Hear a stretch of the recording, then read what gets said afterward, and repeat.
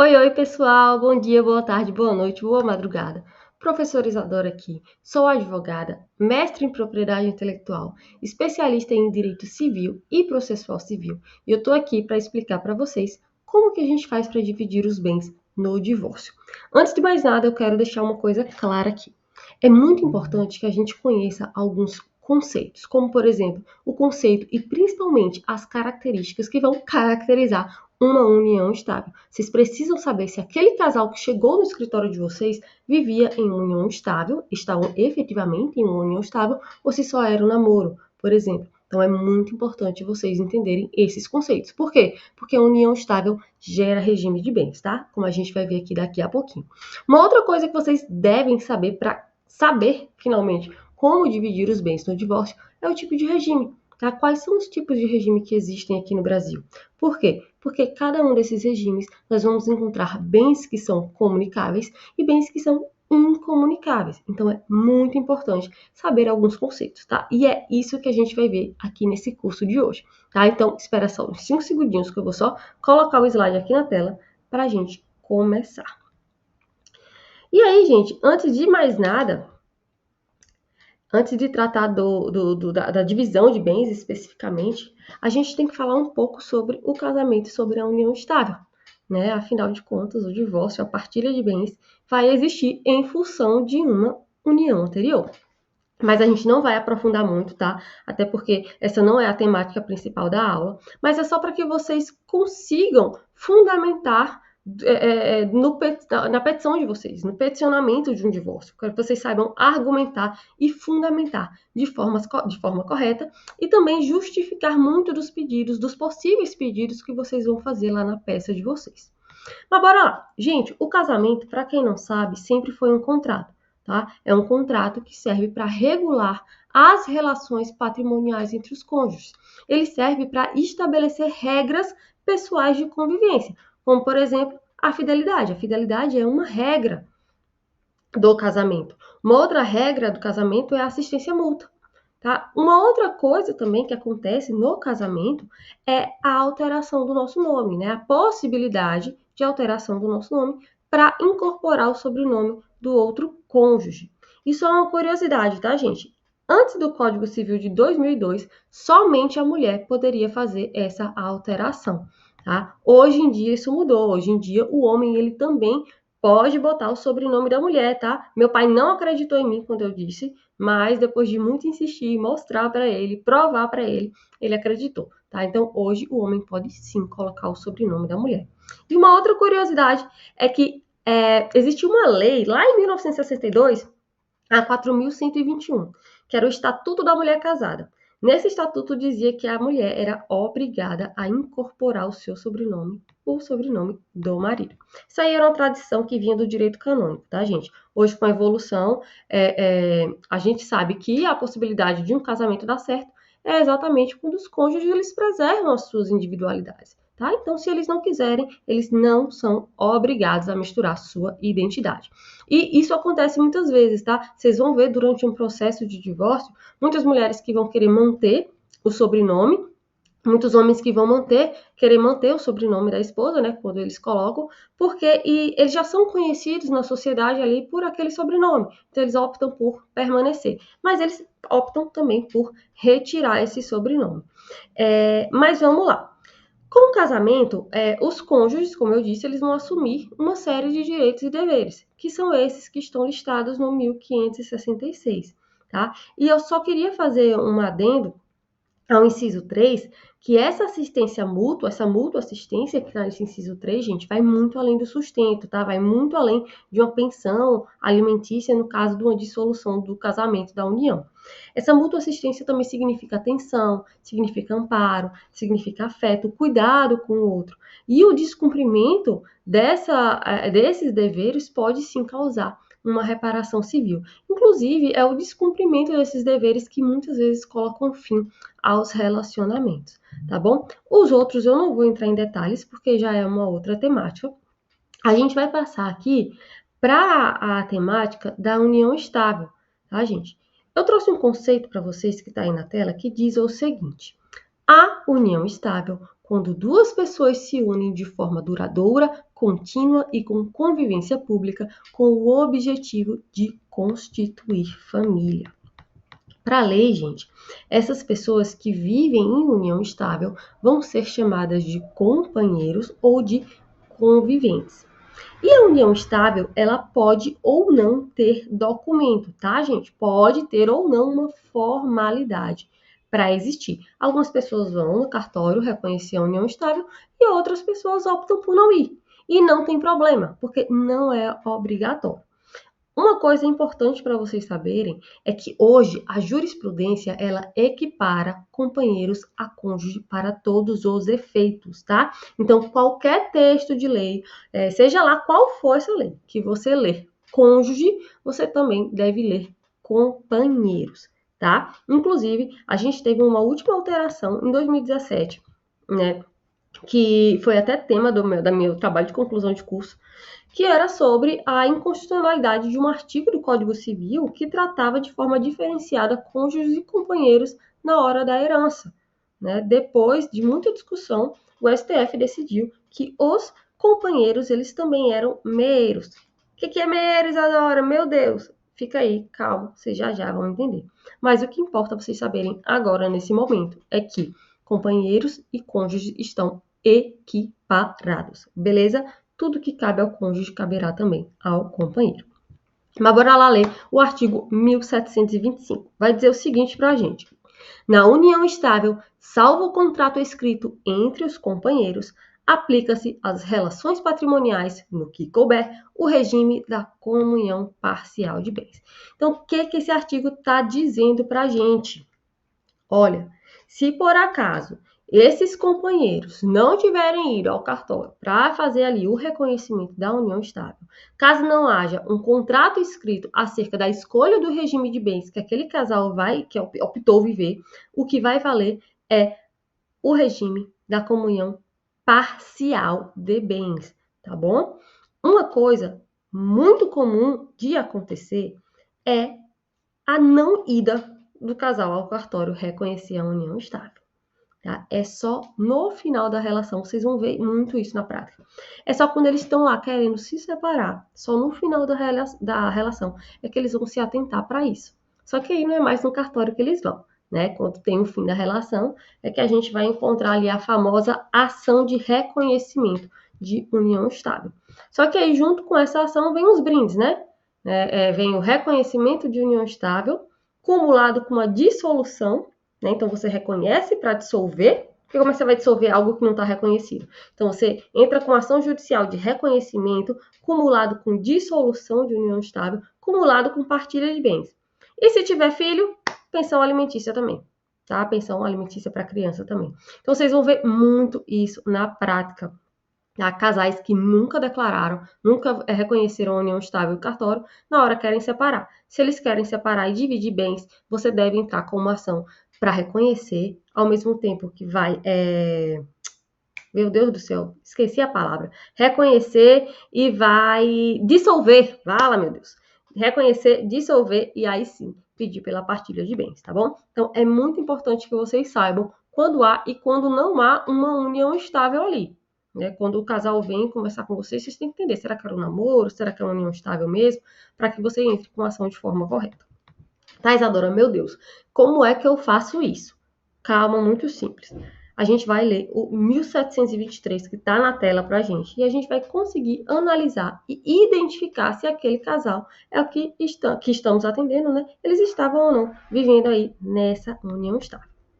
Gente, deixa eu passar aqui. Aliás, vamos ler, né? Vamos ler o 1723. O 1723 diz assim: é reconhecida como entidade familiar a união estável entre o homem e a mulher, configurada na convivência pública, contínua e duradoura e estabelecida com o objetivo de constituição de família. Então, o que esse artigo está querendo dizer para a gente? Que existem seis requisitos para que seja configurada uma união estável. 5 desses requisitos são requisitos positivos e um desses requisitos são requisitos negativos. O primeiro requisito que eu vou trazer aqui para vocês é o requisito da convivência, tá? Da vida em comum. E olha, não necessariamente isso significa que eles estavam morando juntos, tá? Significa que eles precisam ter uma partilha de vida, um participando a sua vida para o outro, tá? Então não é um simples rolo, não é aquele rolinho que ele fica, não. Precisa ter necessariamente a comunhão de vida, beleza? Segundo requisito é o requisito da publicidade. A lei diz que precisa haver uma convivência pública, mas isso não significa que é andar de mão dada para todo mundo ver, não, tá? Significa que um precisa assumir o outro publicamente. Algo escondido, gente, não gera união estável, tá? Um tem que apresentar o outro publicamente como seu consorte, tá? Como seu esposo, como sua esposa, como seu companheiro, como a sua companheira. Terceiro requisito. Terceiro requisito é o requisito da continuidade. Então, nada de ficar indo e voltando, tá? Tem que ter estabilidade ali. Não é acaba e volta, não. Tem que ter uma linha do tempo contínua. Não é uma convivência pública de fim de semana, de 2 vezes por mês. Precisa ter continuidade. Beleza? Beleza. Quarto requisito. Quarto requisito é o requisito da durabilidade, que é um requisito bem controverso, sim, tá? Nosso código ele não fala um número de tempo. Já havia algumas decisões do STJ dizendo que convivência pública de 2 meses não gera união estável. Eu até trouxe o trecho de uma decisão aí para vocês, que eu vou já mostrar. Mas, voltando aqui, né? Assim como eu já vi o STJ dizendo que 2 meses não gera união estável, eu já vi relacionamentos muito longos que também não foi configurado união estável.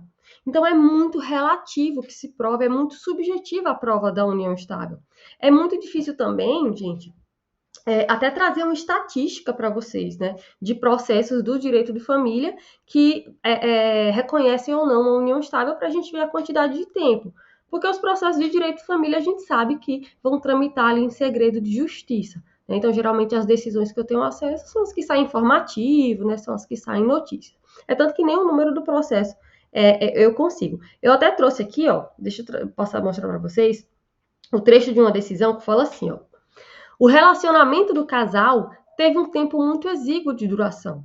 Não permite a configuração de estabilidade necessária para o reconhecimento da união estável. Não há como excluir o requisito da estabilidade, havendo necessidade de convivência mínima entre o casal, permitindo que se dividam alegrias e tristezas, que se compartilhem dificuldades e projetos de vida, sendo necessário, para tanto, um tempo razoável de relacionamento. Quanto? Não sei, gente. Não se sabe qual é o tempo razoável de relacionamento, tá? Então, é bem complicado fazer um parâmetro de tempo. Eu acredito que isso deveria ter sido imposto por lei, mas eu também acho que não deveria, né? Porque, como eu disse, é muito subjetivo a nossa relação com o outro. Mas, enfim, né? Lacunas aí do nosso ordenamento jurídico. A lei fala que a convivência tem que ser duradoura e as partes aí, com os seus advogados, que se virem nos 30 para aprovar para o juiz, né? Que ali existia, sim, uma união estável. Outro requisito, né, que também é um requisito positivo, é o requisito da vontade de constituir uma família, tá? Então, caso vocês aí que estão me ouvindo não queiram uma união estável, não fiquem postando nas redes sociais uma foto com seu namorado, com sua namorada, dizendo, olha, essa aqui é a futura mãe dos meus filhos, esse aqui é o futuro pai dos meus filhos, porque isso constitui prova de união estável, viu? Rede social, do mesmo jeito que é bom demais, às vezes faz um estrago, tá? Então, vocês cuidado com o que vocês postam, tá? Então, olha, gente, não precisa envolver filho, tá? Outra coisa aqui que eu queria falar, não necessariamente precisa envolver filho, mas precisa que haja uma prova, seja qual for a forma de que os dois eles querem formar uma entidade familiar, né? Já que existe uma entidade familiar sem filhos, né? Só ali do casal. O próximo requisito para que seja configurada uma união estável é o requisito negativo, que é o não impedimento. O não impedimento são os não impedimentos do casamento, que vocês vão encontrar nesses artigos que eu coloquei aí na tela para vocês, tá? Não vou entrar neles aqui agora porque não é a temática da nossa aula. Mas depois, se vocês vão lá nesses artigos, dão uma olhada, grifem, porque se eles estiverem impedidos, eles não vão poder reconhecer a união estável, tá? E aí, gente, ó, reconhecer a união estável dá pano para manga. É muito mais fácil ir lá no cartório fazer o reconhecimento, tá? Principalmente porque agora existe o tal do namoro qualificado. Então, por favor, vão lá no cartório reconhecer a união estável de vocês. Ou melhor, casem. Ou melhor, não casem então, tá? Mas façam algo que ajude vocês, né? Caso um dia, claro que a gente não comece uma relação querendo terminar, mas reconheçam, tá? É tão mais fácil lá no cartório, rapidinho, dá 3 minutinhos, vocês assinam lá um papelzinho e tá reconhecida a união estável. Tá bom, gente? Bom, eu vou passar aqui para a próxima tela, porque agora a gente vai falar sobre regime de bens, tá? Antes de mais nada, gente, tanto o casamento quanto a união estável gera regime de bens, possuem regime de bens. Por isso que eu enfatizei tanto que vocês devem saber se aquele casal ou não vive em uma união estável. Porque se for só um namoro, namoro não gera regime de bens, tá bom? E aí, o legislador, muito romântico, conceituou o casamento como uma união plena de vida, né? Quando duas pessoas vão se unir e vão se tornar um só. Só que, gente, antes desses dois se unirem, de se tornarem um só, cada um possuía a sua vida, né? Cada um possuía os seus bens. E é por isso que é muito necessário que vocês tenham conhecimento do conjunto de regras que rege como que vai ficar o patrimônio trazido de cada um depois que essa união, depois que esse casamento ele é realizado. A esse conjunto de regras, o nosso Código Civil de 2002 vai dar o nome de regime de bens, tá? Que não trata apenas de bens, trata também de direitos e obrigações. Será que eu trouxe para vocês o conceito na tela? Acho que eu não trouxe o conceito na tela para vocês. Mas enfim, gente, essa escolha do regime de bens, ela é sempre feita antes do casamento ou da união estável. E de novo, só para ficar claro, namoro gera regime de bens? Não. Por isso que vocês têm que saber quais são os requisitos que configuram uma união estável, tá bom? O que dá início ao regime de bens é o casamento e a união estável. Então, esse regime de bens, tá, que se inicia com o casamento ou com a união estável e não com o namoro, ele vai ser estipulado por meio de um pacto, tá, que é chamado de pacto antenupcial, que geralmente não, que se é ante, né, ocorre antes do casamento, através, né, de uma conversa entre o casal para eles decidirem como é que vai ser. E aí, galera, meu bem, como é que a gente vai dividir os bens? Vai ser parcial, vai ser total, é tudo meu, é tudo seu, é tudo nosso? Como é que vai funcionar? Então, eles fazem esse pacto antenupcial. Se for, né, no caso de união estável, eles fazem um contrato anteconvivencial. São acordos, como eu disse, que eles vão celebrar, né, para justamente decidirem nesse contrato essas questões patrimoniais. E aí, nesses pactos, o casal ele vai escolher um dos regimes que já vão estar pré-estabelecidos em lei, ou eles podem simplesmente escolher um regime personalizado, né, que melhor atenda às necessidades do casal. E isso é o que está aí disposto no artigo que está na tela para vocês. Artigo 1639. É lícito aos nubentes, antes de celebrar o casamento, estipular quanto aos seus bens o que lhes aprouver. Parágrafo 1º.